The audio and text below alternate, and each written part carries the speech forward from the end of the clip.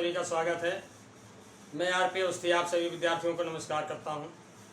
तो संस्कृत व्याकरण के अंतर्गत हम पढ़ रहे थे संधियां एवं उनका प्रयोग। पिछले लेक्चर में आपने पढ़ा था प्रथमा विभक्ति के प्रयोग के बारे में। अब आइए पढ़ते हैं द्वितीया विभक्ति। तो आइए पढ़ते हैं द्वितीया विभक्ति। हमारा प्रमुख टॉपिक यानी कि हमारा जो मुख्य विषय है संस्कृत व्याकरण, संस्कृत व्याकरण।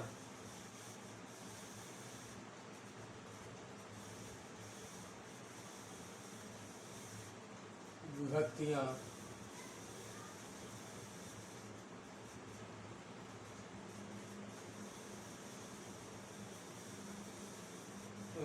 एवं उनका प्रयोग।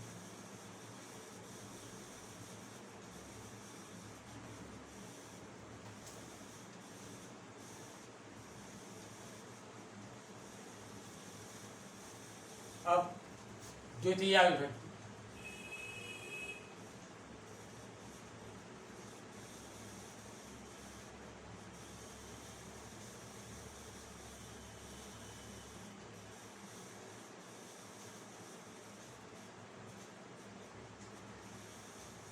नियम एक,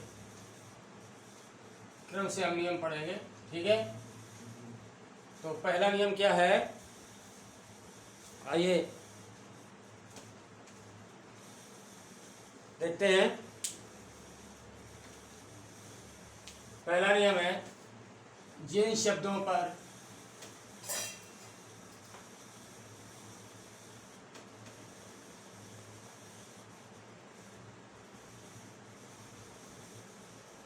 क्रिया के व्यापार का प्रभाव पड़ता है,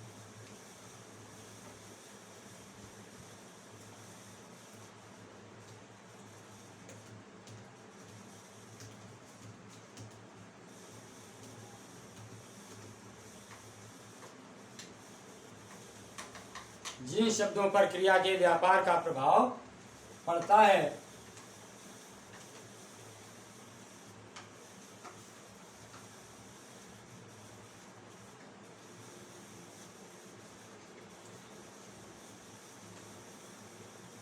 उनमें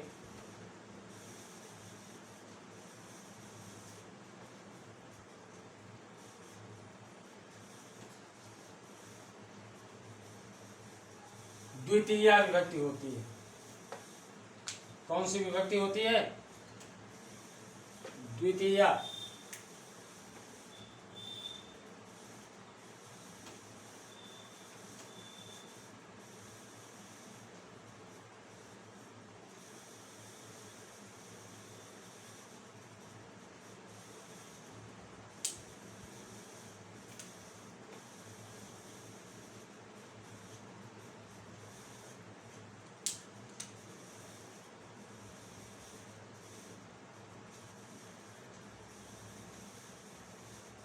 नियम नियम समझ में आया होगा। यानी ऐसे शब्द जिनमें क्रिया के व्यापार का मतलब किसी कार्य का किया जाना, समझ में आया। जैसे उदाहरण देखते हैं,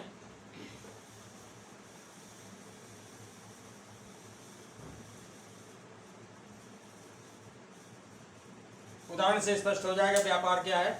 जैसे वह दूध पीता है,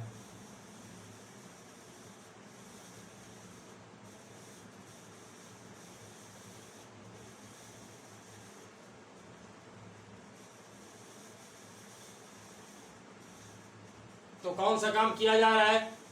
पीने का काम किया जा रहा है, ठीक है। दूध पीने का काम किया जा रहा है, अर्थात ये पीना व्यापार है, ठीक है। अब व्यापार का मतलब पीना बेचना नहीं समझ में आया। तो पीने का कार्य किया जा रहा है, तो इसका संस्कृत अनुवाद क्या होगा? स्याह दुग्धम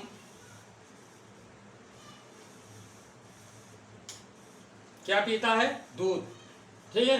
तो दूध में जो है द्वितीया विभक्ति होगी, स्याह दुग्धम पीबाती।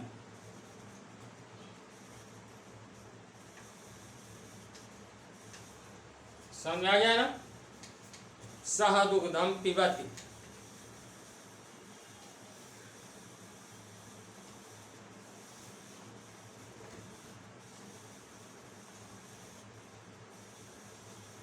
तुम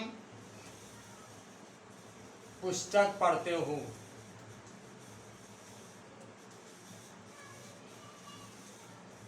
क्या पढ़ते हो? पुस्तक, यानी पढ़ने का कार्य किया जा रहा है। और क्या पढ़ने का कार्य किया जा रहा है? पुस्तक। तो पुस्तक में द्वितीया विभक्ति होगी, यानी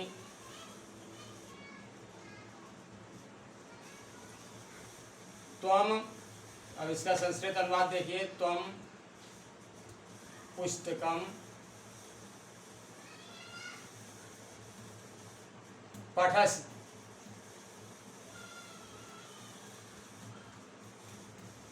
क्लियर? त्वम पुस्तकम पठसि।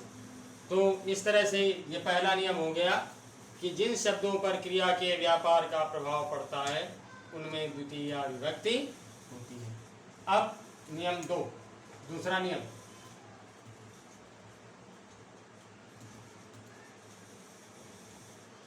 दूसरा नियम क्या है?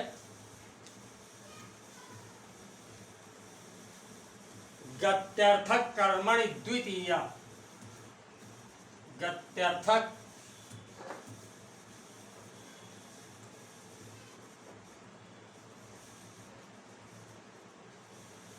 गत्यर्थक कर्मणि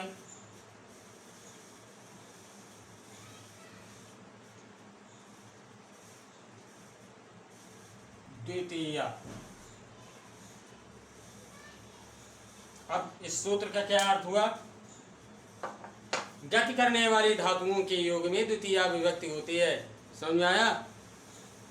जहाँ पर वस्तुएं गति करती हैं, जिनमें मोशन होता है, इनमें द्वितीया विभक्ति होती है। गति करने वाली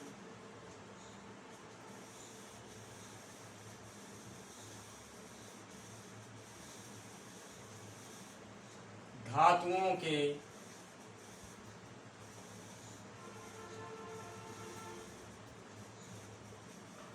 योग में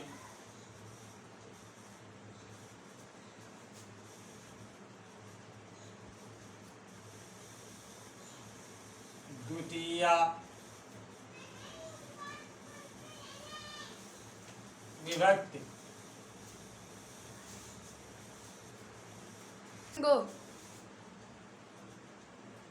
विभक्ति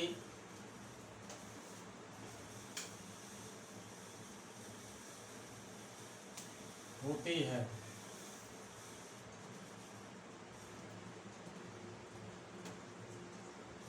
ठीक है? गति करने वाली धातुओं के योग में द्वितीया विभक्ति होती है। नियम समझ में आ गया होगा। अब उदाहरण देखते हैं।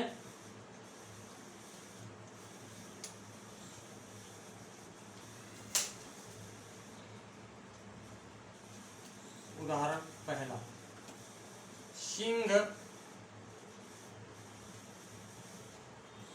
वन में घूमता है। अब देखिए, जब वो गति करेगा जंगल में, एक जगह तो खड़ा रहेगा नहीं। जब ये इधर उधर जाएगा, यहाँ वहाँ जाएगा, दौड़ेगा, तो मोशन है, गति होगी। तो अब कहाँ घूमता है वो? वन में। वैसे तो आधारो अधिकरणम होता है, कोई चीज कहीं पर होती है, अगर वो उसका बेस के रूप में यूज करता है तो सप्तमी विभक्ति आती है। लेकिन अब यहाँ क्या होगा? अब इसमें सिंहा वने भ्रमति नहीं होगा। सिंहा, संस्कृत अनुवाद देखिए, सिंहा वनम भ्रमति। यही छोटी छोटी गलतियां होती हैं ट्रांसलेशन में। समझ आया? और बहुत सारी जगहों में तो व्याकरण के दृष्टिकोण से इसे अच्छे से पढ़िए। समझ आया? ट्रांसलेशन में इनका पूरा उपयोग है। अगर ये आ गया तो बहुत अच्छे से पढ़ना और समझना आ जाएगा। नेक्स्ट एग्जाम्पल देखिए,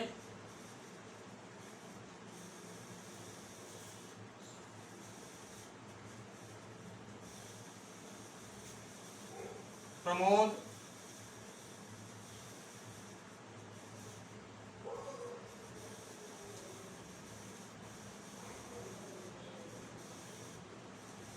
अपने विद्यालय जाता है।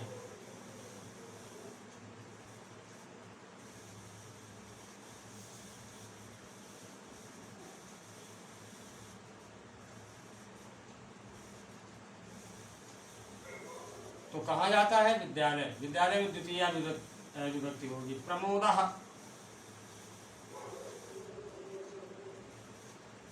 स्व विद्यालयं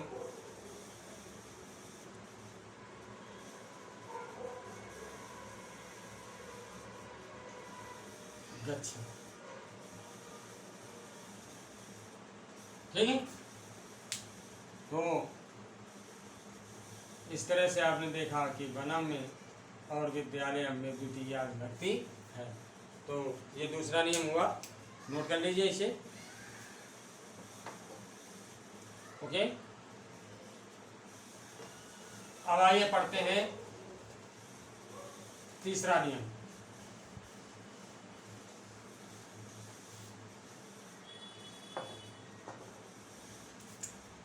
नियम 3।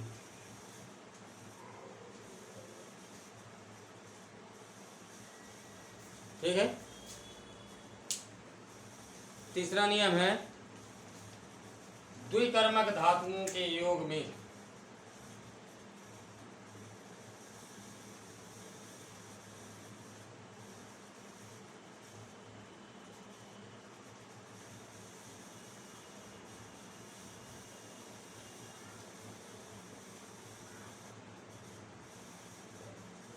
द्विकर्मक धातुओं के योग में। अब द्विकर्मक धातुएं, साथ ही साथ धातुएं क्या है ये समझ लीजिए। देखिए, संस्कृत में दो तरह के शब्द होते हैं। पहले तो संज्ञा या सर्वनाम, ठीक, और दूसरे क्रिया संबंधी। तो जितनी भी क्रियाएं हैं वे क्रियाएं धातुएं कहलाती हैं। क्रिया को ही धातु कहते हैं। ठीक है। दो तरह के रूप होते हैं, शब्द रूप और धातु रूप। तो इनको धातुओं को जो है तिगंत भी कहते हैं। समझ में आया? शब्द रूपों को शिवंत और धातु रूपों को तिगंत कहते हैं। तो द्विकर्मक यानी ऐसी धातुएं जिनमें दो काम हो रहे हों, जैसे दुहना, तो दूध दुहना, इसमें एक तरह से दो काम होते हैं। ठीक है, दोनों हाथों का प्रयोग होता है। इसी तरह से ये मांगना, याच, अब मांगा जाता है तो आवाज़ भी लगाई जाती है, भिक्षा पात्र भी होना चाहिए। तो इस तरह से जहाँ पर जिन क्रियाओं में या जिन कामों में एक साथ दो काम हो रहे हों, द्विकर्मक धातुएं कहलाती हैं। तो द्विकर्मक धातुओं के योग में द्वितीया विभक्ति होती है। द्वितीया विभक्ति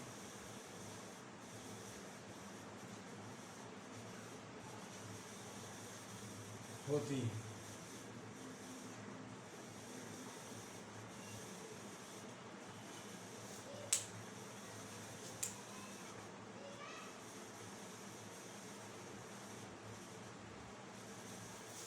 समझ आया? अब द्विकर्मक धातुएं देख लीजिए कौन कौन सी हैं। द्विकर्मक धातुएं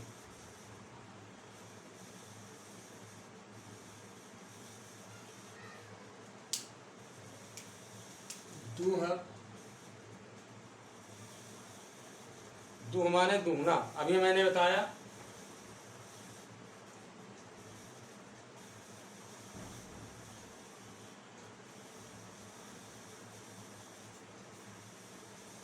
याच माने मांगना।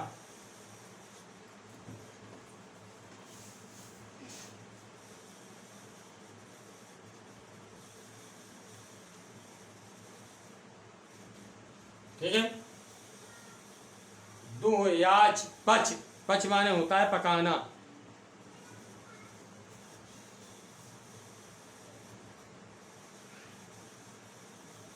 जिसको कुक कहते हैं, अंग्रेजी में कुक कहते हैं। ठीक है, इसी तरह से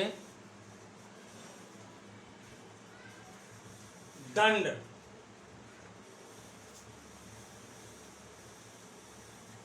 दंड माने होता है दंड देना। ठीक है, दुह याच पच दंड रुद,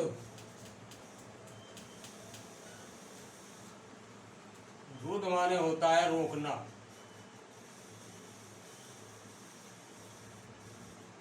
जैसे इस समय आप देख रहे हैं कि जानवरों से अपनी फसल को बचाने के लिए आप अपने खेत के चारों तरफ तार की बाड़ लगा देते हैं, तो जानवरों का जो है आना रुक जाता है। कुछ लोग जो है बबूल के कांटे वगैरह लगा देते हैं, कहते हैं भाई झाखर रूंद दिए हैं। तो समझ में आया, यही है रुद, रुद माने रोकना। आगे जो है इसी तरह से है प्रच्छ, प्रच्छ माने होता है पूछना,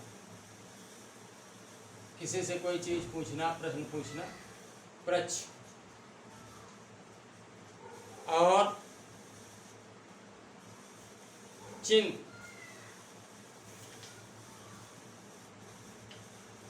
चिन्ह मीन्स चुनना।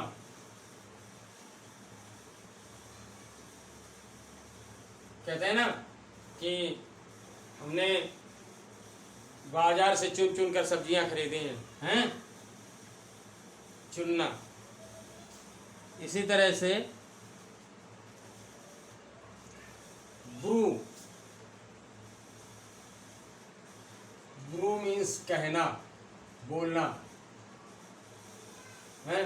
जैसे आपने एक श्लोक पहले पढ़ा होगा, सत्यम ब्रूयात प्रियम ब्रूयात, ना ब्रूयात सत्यम अप्रियम।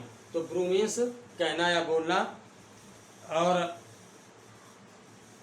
शास, सास, सास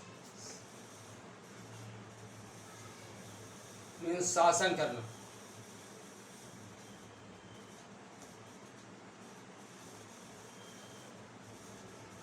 ओके, जी,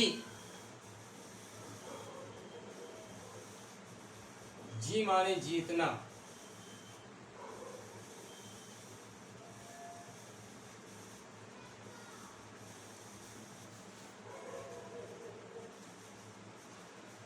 मंथ, मंथ मीन्स होता है मथना।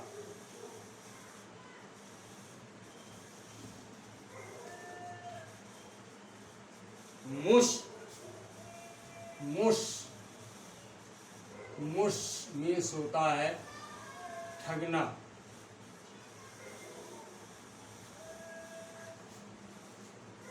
और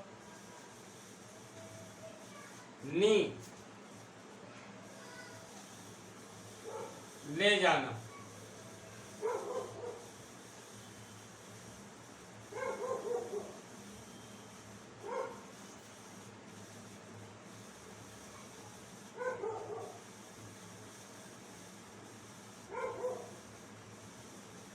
हिरी,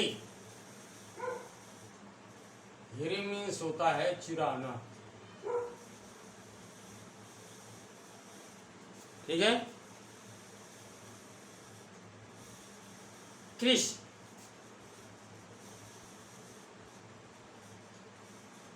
कृष मीन्स होता है खींचना।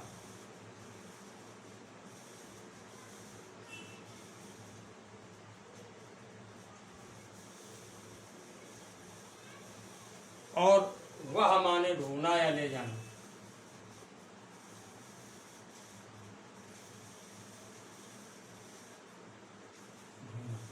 तो ये दो कर्मक धातुएं हैं।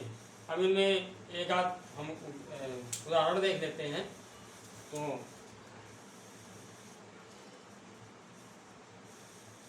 पहला उदाहरण देख लीजिए।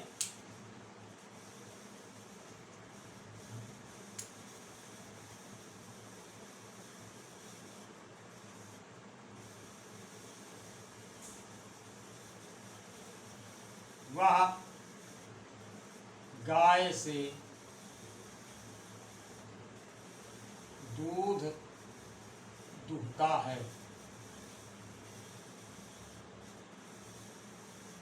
ठीक है। शाह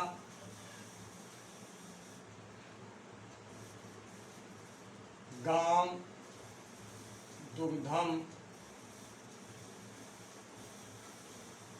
दोहत।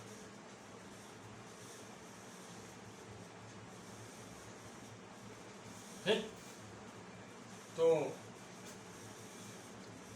दुहना जो है द्विकर्मक धातु है, तो इसमें द्वितीया विभक्ति है, दोहत। ठीक है। एक दो वाक्य और देख लीजिए।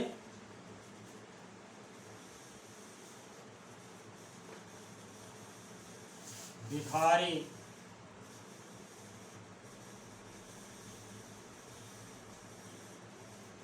मोहन से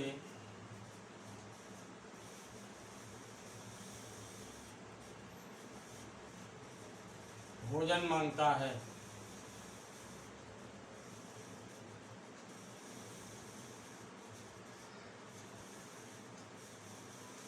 उसका संस्कृत ट्रांसलेशन देखिए। याचिका मोहनम, अब मोहन से कर्ता ने कर्म को करण से, अब यहाँ तृतीया नहीं होगी। ठीक है। द्विकर्मक धातु है, मांगता है, तो यहाँ मोहनम याचिका मोहनम भोजनम याचत।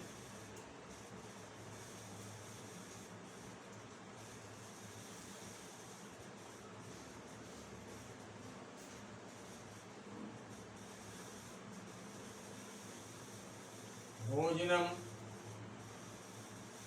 याचत।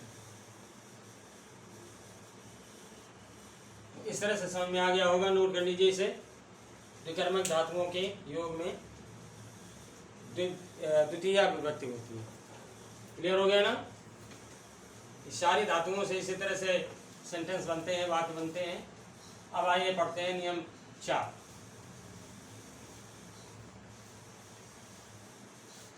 चौथा नियम क्या है?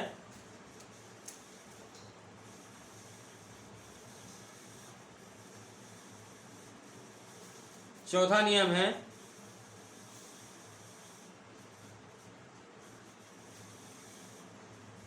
आदिशींग स्था शाम कर्म। आदिशींग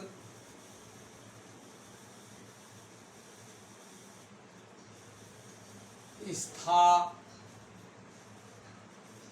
शाम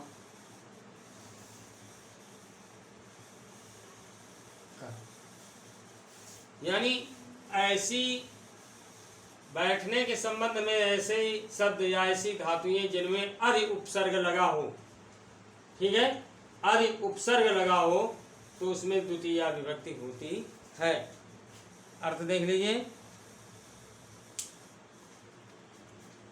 अधि उपसर्ग पूर्वक, अधि उपसर्ग से युक्त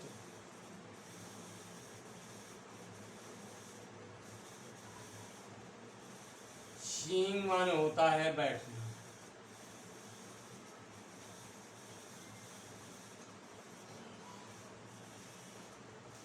ठीक है। स्थान होता है, सॉरी, शींग माने होता है सोना। सोना, सॉरी, शींग माने बैठना, स्था माने बैठना।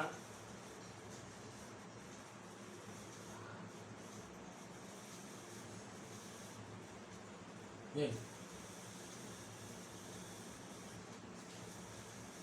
और आस माने बैठना।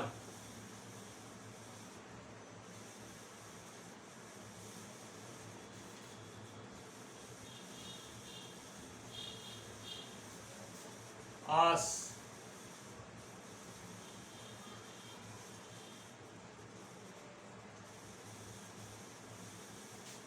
के योग में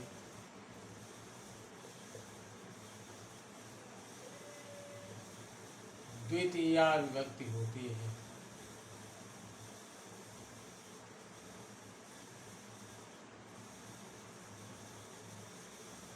द्वितीया विभक्ति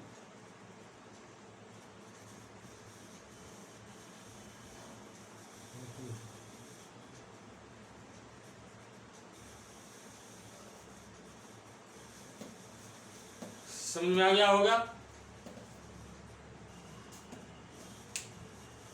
उदाहरण एक दो देख लीजिए।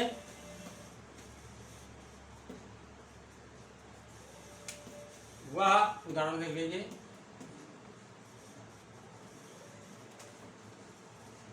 या हरि पलंग पर सोता है।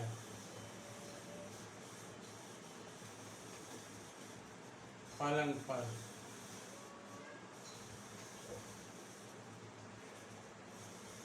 सोता है।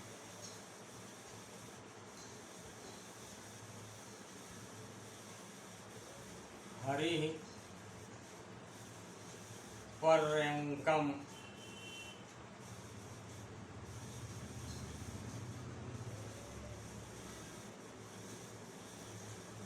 अधिशीते।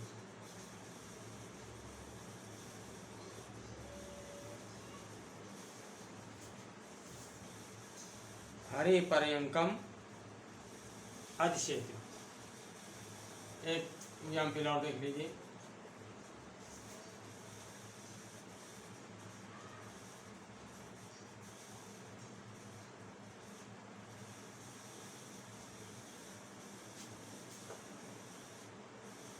मुनि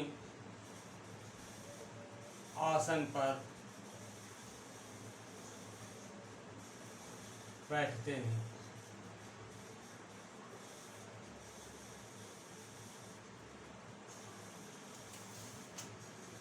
मुनि आसनम अध्यास्ते।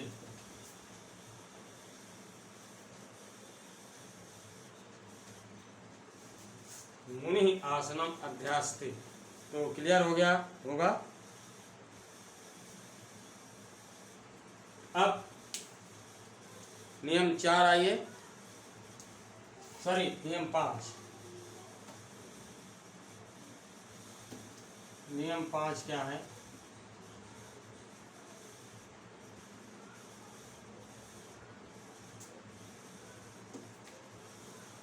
अभिता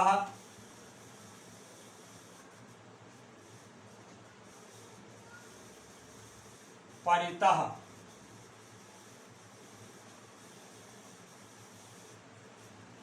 समया निक्सा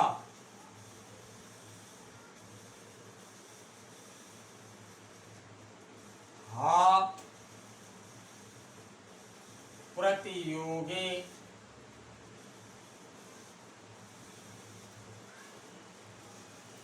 अब।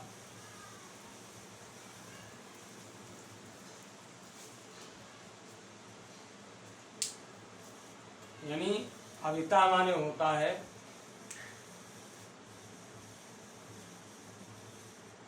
अविता, दोनों।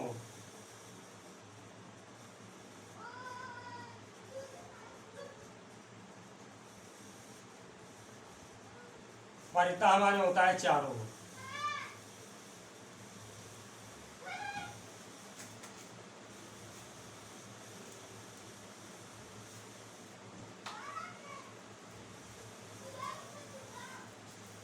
समया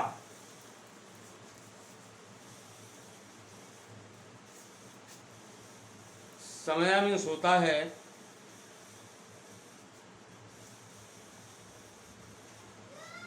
पास।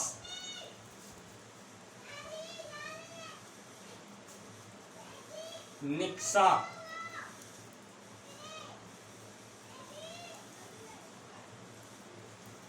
समीप।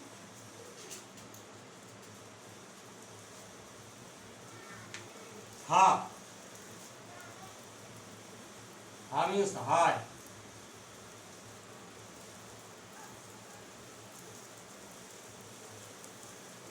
के योग में द्वितीया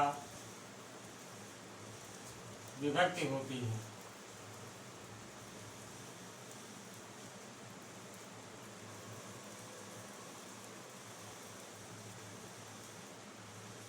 समझ में आया? एक दो उदाहरण देख लीजिए यहीं पर।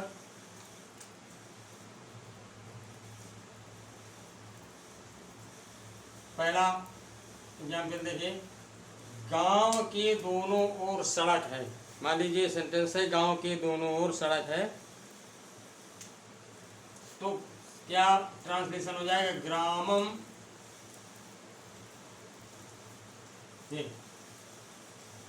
गांव के चारों ओर सड़क है, गांव के दोनों ओर सड़क है, तो ग्रामम उभयतः, उभयतः राजमार्गम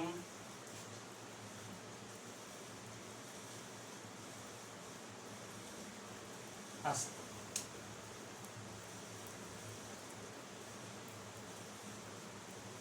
समझ में आ गया? दूसरा एग्जाम्पल देख लीजिए,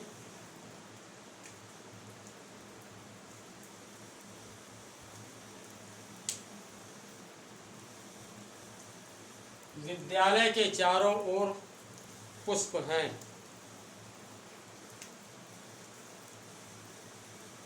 विद्यालयम परितः, विद्यालयम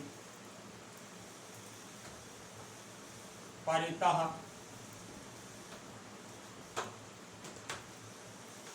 पुष्पाणि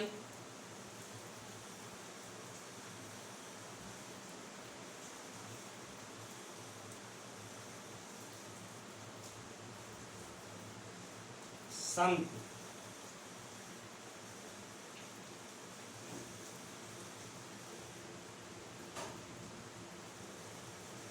ठीक है, अब नोट कर लीजिए इसे।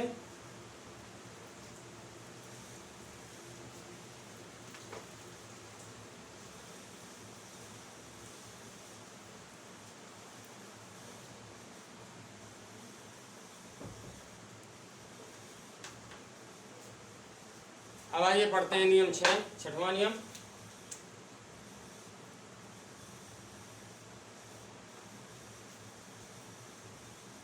देखिए छठवां नियम क्या है?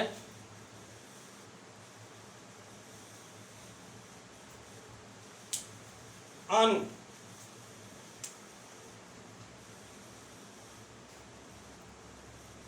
माने पीछे, जैसे मोहन राम के पीछे जाता है।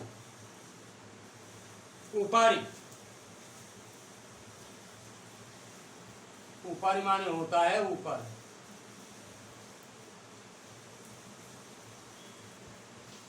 ठीक है, आधा,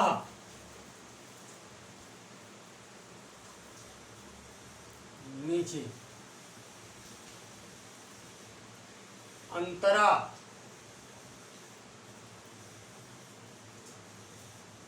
बीच में।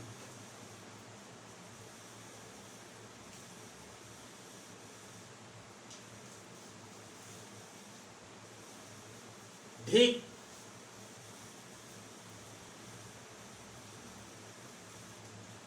धिक्कारना।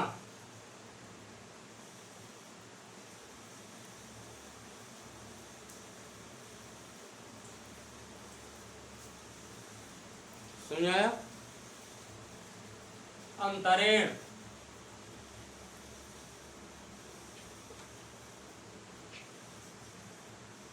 अंतरेण माने बिना,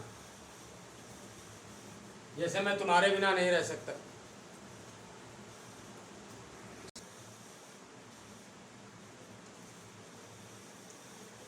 अंतरेण यानी बिना के योग में द्वितीया विभक्ति होती है।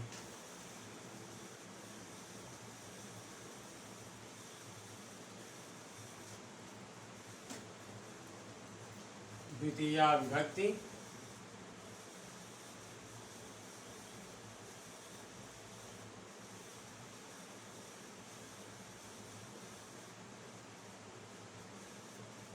ठीक है।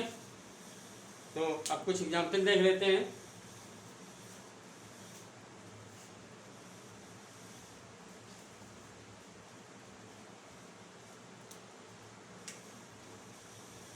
उदाहरण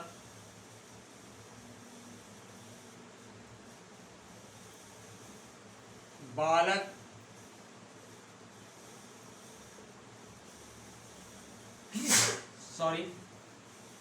बालक पेड़ के नीचे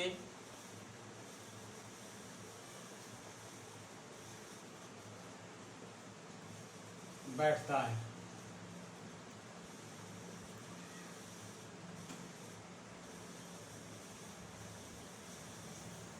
समझ आया? तो इसका ट्रांसलेशन क्या होगा? बालका वृक्षः अधः तिष्ठति।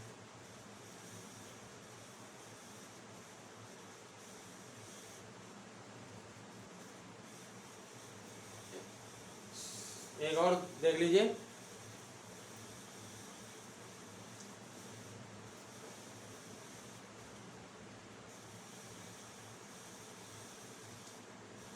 राम या रमेश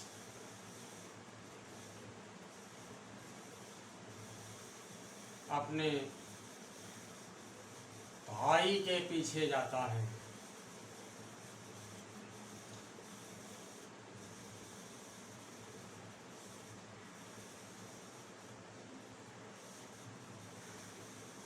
रमेशः स्वभ्रातं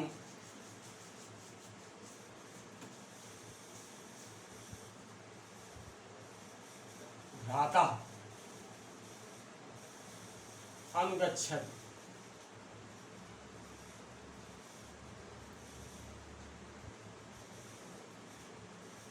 समझा? तो इस तरह से इन अगर शब्दों का प्रयोग है तो वहाँ पर द्वितीया विभक्ति होगी।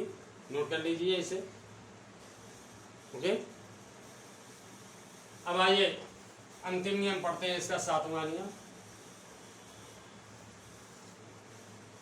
7वां नियम देख लीजिए। नियम 7,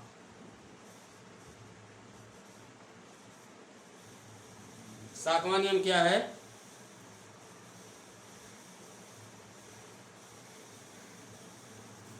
कालाध्वनुर्यंत्र संयोगे।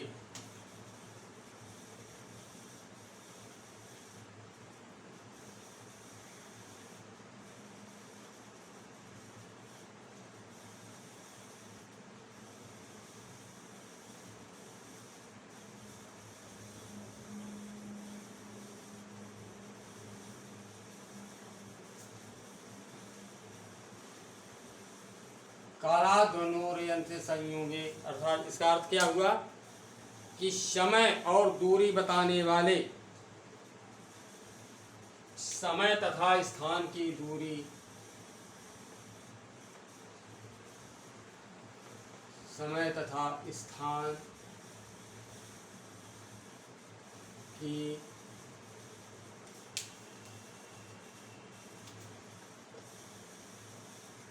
दूरी बताने वाले शब्दों के योग में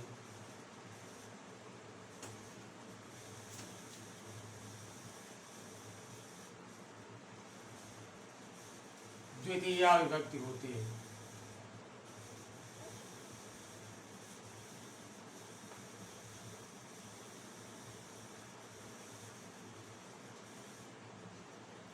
द्वितीया विभक्ति होती है। यानी ऐसे शब्द जो समय और स्थान की दूरी बताएं। उदाहरण देख लीजिए उनके तो उनके समय तथा स्थान की दूरी बताने वाले शब्दों के योग में द्वितीय विभक्ति होती है। उदाहरण देख लीजिए, पहला उदाहरण देखिए, सड़क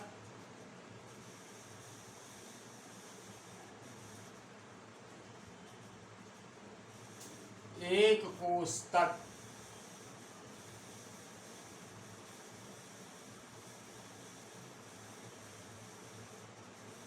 टेढ़ी है।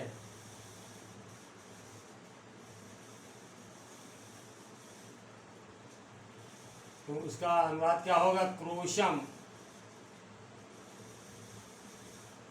कुटिलम राजमार्ग।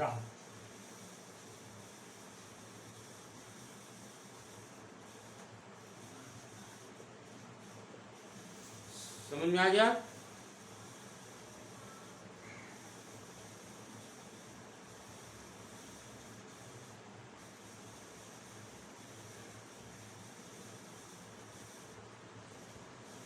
और जैसे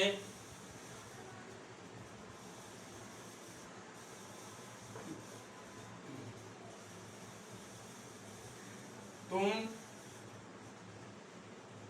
2 वर्ष तक यहाँ रहे।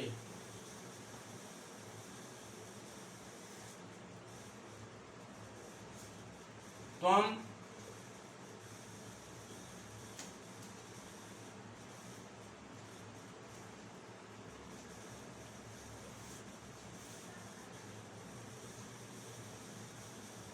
2 वर्षाणि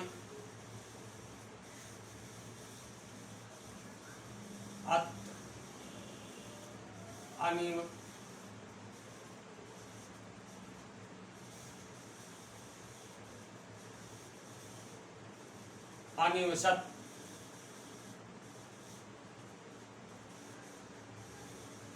तो इस तरह से ये द्वितीय विभक्ति पूरी हुई। उम्मीद करता हूँ कि अच्छे से समझ में आ गया होगा। अगर किसी भी प्रकार की परेशानी है तो प्लीज़ कमेंट करके पूछिए। नए छात्रों से अनुरोध कि मेरे चैनल अवस्थी क्लासेस को अवश्य सब्सक्राइब करें। नेक्स्ट लेक्चर में मैं आपके सामने फिर उपस्थित होऊंगा। तब तक के लिए नमस्कार।